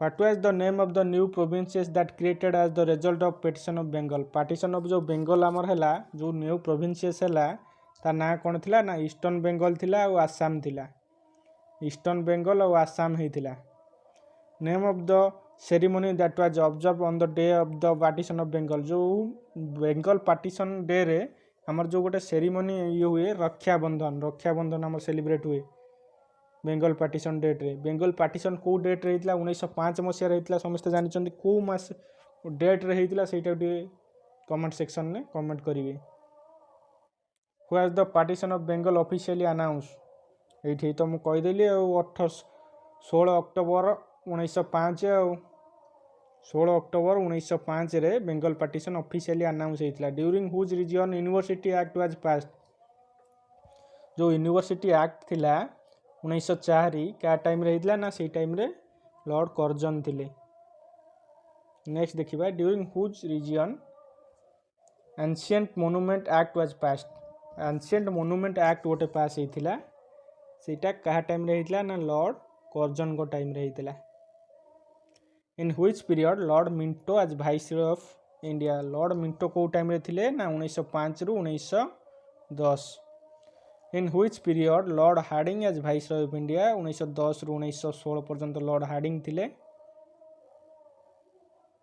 during which viceroy was capital shifted from Kolkata to Delhi Kolkata रो दिल्ली केबे हेतिला हम कैपिटल शिफ्ट ना 1911 मसिया रे हेतिला सेही टाइम रे लॉर्ड हार्डिंग थिले हमर viceroy of India viceroy who cancel division of Bengal जो बेंगल पार्टीशन हेतिला ताको कैंसल किए करथिले ना लॉर्ड हार्डिंग एटा भी 1911 मसिया रे हेतिला in which period Lord Chelmsford as viceroy of India Lord Chelmsford केतेबेले थिले 1916 रु 1921 लॉर्ड चेम्सफोर्ड थिले who was the viceroy of India when the Rowlatt act was passed Rowlatt act के पास हेतिला 1919 सेही टाइम रे किए थिले ना लॉर्ड कॉर्नवालिस ना sorry Lord Chelmsford sorry who was the viceroy of the at the time of Jallianwala Bagh massacre time रे कि हमर थिले होची वाइसरॉय ना Lord Chelmsford in which period Lord Reading as viceroy of India Lord Reading को time रे viceroy of India थिले ना 1921 रु 1926 1921 रु 1926 in which period the Lord Irwin as viceroy of India को टाइम रे Lord Irwin viceroy of India थिले ना 1926 रु 1931 1926 रु 1931 in which period Lord Wellington as viceroy of India Lord Wellington को टाइम रे वाइसरॉय ऑफ इंडिया थिले ना 1931 रु 1936 1931 रु 1936 in which period Lord Linlithgow as viceroy of India. Lord Linlithgow को टाइम रे थिला ना 1936 रु 1944 1936 रु 1944। In which period the Lord Wavell as viceroy of India. वेभेल को टाइम रे थिले ना 1944 रु 1947 1944 रु 1947। नेक्स्ट देखिबा in which period the Lord Mountbatten आज viceroy of India. Lord Mountbatten केबे थिले मार्च 2047 रु अगस्त 2047 कहीं अगस्त 2047 अगस्त 15 2047 रे इंडिया स्वाधीन होता। Who was the viceroy last British India and first governor general of free India. किए ना माउंटबेटन आमर last viceroy British India and first governor general of the free India. Who was the last governor general of free India. आम जो देखा last governor general of free India किए थे ना सी राजगोपालाचारी। ये आम इंडियन लोक थे। तापर इंडियन नेशनल कांग्रेस आम देखा इंडियन नेशनल कांग्रेस केबे होता ना 1885 जो किए थे ना लॉर्ड डफरिन थे। किए तैयारी करथिले ए ओ ह्यूम। तार किए फास्ट चेयरमैन थे आम सब पढ़ा। कांग्रेस केबे होता 28 डिसेम्बर। इंडियन नेशनल कांग्रेस होता 28 डिसेम्बर 1885 मुंबई रे होता। मुंबई माने Bombay. Who was the founder at the Indian National Congress. Allan Octavian Hume बा ए ओ ह्यूम। बहुत इंपोर्टेंट क्वेश्चन एगुड़ा बहुत इंपोर्टेंट। नेशनल कांग्रेस रु जहाँ भी गोटे एग्जाम रे क्वेश्चन आसूची। Who was president of India session of the Indian National Congress. First National Congress रो किए थिले ना उमेश चंद्र बनर्जी WC बनर्जी। ये केते मसियार थिले ये थिले 1885 रे 1885 रे WC बनर्जी थिले। तापर under which viceroyalty Indian National Congress was form. कही लॉर्ड डफरिन थिले सेतळे वाइसरॉय जेतळे इंडियन नेशनल कांग्रेस फॉर्म होइतिला। Who was the second president of Indian National Congress. Second president किए थिले ना दादा भाई नारोजी थिले। दादा भाई नारोजी सेकंड टाइम थिले। से को मसिया थिले एटा बहुत इंपोर्टेंट। से थिले 1886 रे से थिले। 1887 रे किए थिले फर्स्ट मुस्लिम प्रेसिडेंट थिले। थर्ड प्रेसिडेंट थिले 1887 रे किए थिले बदरुद्दीन तैयबजी 1887 रे। 1887 फर्स्ट इंग्लिश प्रेसिडेंट किए थिले। फर्स्ट इंग्लिश प्रेसिडेंट किए थे। फर्स्ट इंग्लिश प्रेसिडेंट किए थे जॉर्ज यूल थिले फर्स्ट इंग्लिश। तल question next question who was the first English president of Indian National Congress. George Yule से को ईयर थिले से 1888 रे थिले। से 1888 ये चारोटी मोस्ट इंपोर्टेंट ताको पढ़िया पड़ो मन रखा पड़ो पूरा डिटेल ईयर सह। नेक्स्ट देखिए who was the first women president of Indian National Congress. आमर इंडियन नेशनल कांग्रेस रे जो फर्स्ट वुमेन प्रेसिडेंट थिले आनी बेसांत थिले किंतु सी इंडियन नुहंती। फर्स्ट इंडियन प्रेसिडेंट हेले इंडियन वुमेन जेतबेले आसीबो सरोजिनी नायडू हबो। सरोजिनी नायडू दीटांको important question. Who was the first Indian women president of Indian National Congress हेले आनी बेसांत तार आंसर हबो। Who was the first Indian women president of Indian National Congress हेले सरोजिनी नायडू हबो। Who was the longest serve women president of Indian National Congress. Longest serve माने longest time पे India जो National Congress रो president किए थिले women ना सोनिया गांधी थिले। Who was the governor during the formation of the Indian National Congress in 1885। Question repeat Lord Dufferin. Who was the first session केबे हेतिला। फर्स्ट सेशन हेतिला 28 डिसेम्बर 1885। केते जण डेलीगेट्स अटेंड करथिले 72। एटा गोटे इंपोर्टेंट क्वेश्चन रे केते जण डेलीगेट अटेंड करथिले ना 72 डेलीगेट अटेंड करथिले। कोठे मुंबई कोठे जगह ना पूरा पर्टिकुलर गोटे कॉलेज रे करथिले। नेक्स्ट क्वेश्चन देखिबा एटा भी बहुत इंपोर्टेंट। स्वराज आज गोल of Congress was declare in 1905 Banaras Congress session जो होइतिला सेठी स्वराज आज द गोल ऑफ कांग्रेस बोली डिक्लेयर होइतिला। Who was the special Lahore session गोटे होइतिला स्पेशल फॉर कोन पई स्पेशल ना सेठी पूर्ण स्वराज होइतिला। किए करथिले ना जवाहरलाल नेहरू थिले हेतबेले। कंप्लीट इंडिपेंडेंस डिक्लेयर पई होइतिला जवाहरलाल नेहरू थिले। 1929 was the president of Congress during the independence period ଯେତେବେଳେ ଇଣ୍ଡିପେଣ୍ଡେନ୍ସ ହେଲା ଆମର 15 ଅଗଷ୍ଟ 1947 ସେତେବେଳେ ଆମର କିଏ ଥିଲେ ହେଉଛି president of Indian national Congress ନା ଜେବି କ୍ରିପାଲିନ୍ ସେତେବେଳେ ଥିଲେ। ଆମର ମୋହନ ଦାସ କରମଚାନ୍ଦ ଗାନ୍ଧୀ ବା ମହାତ୍ମା ଗାନ୍ଧୀ ଯେଉଁ ଜନ୍ମ ହେଇଥିଲେ କେବେ ଜନ୍ମ ହେଇଥିଲେ ନା 2 October 1869 2 October 1869। What is the Gandhiji nickname in childhood? ଗାନ୍ଧୀଙ୍କ ବିଷୟରେ ଆମେ ଏଠି ପଢ଼ିବା।